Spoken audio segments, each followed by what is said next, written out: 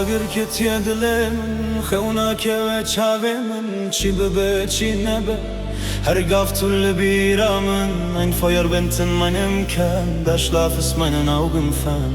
In jedem Augenblick bist du mein einziger, mein heller Stern. دور کتیه بیجناته از ممل بنداته و اک بلبله کیشوه از دنالم جبوته چند سالا از لبنداتم لیتون نهاتی من خواستeste bebinem لیتونم وندا بویی Seit Jahren warte ich auf dich, doch du bist weit von mir.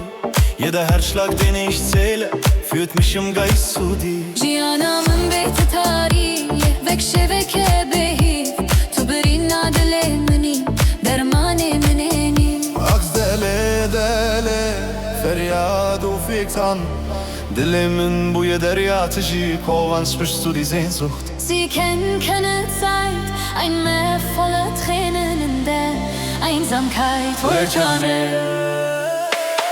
Ager ketiye dilemin, ager ketiye dilemin Sjona kebe çavemin, devere canemin Das Feuer brennt so lichterloh, mein Herz ist ohne dich nicht froh Komm zu mir zurück, mein Glück, ich brauche dich doch so Agire,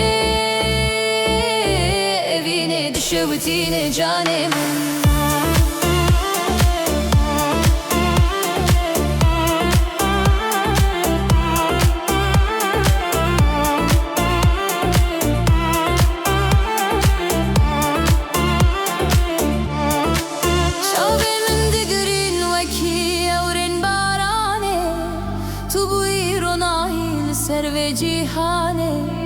Meine Augen weinen wie der Regen im Novemberwind, weil wir zwei im Schicksal fest verwoben sind.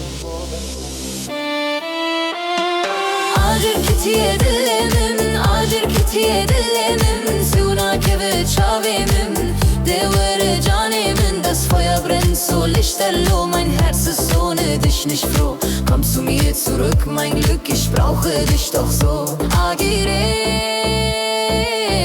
evine düşüvtine canemin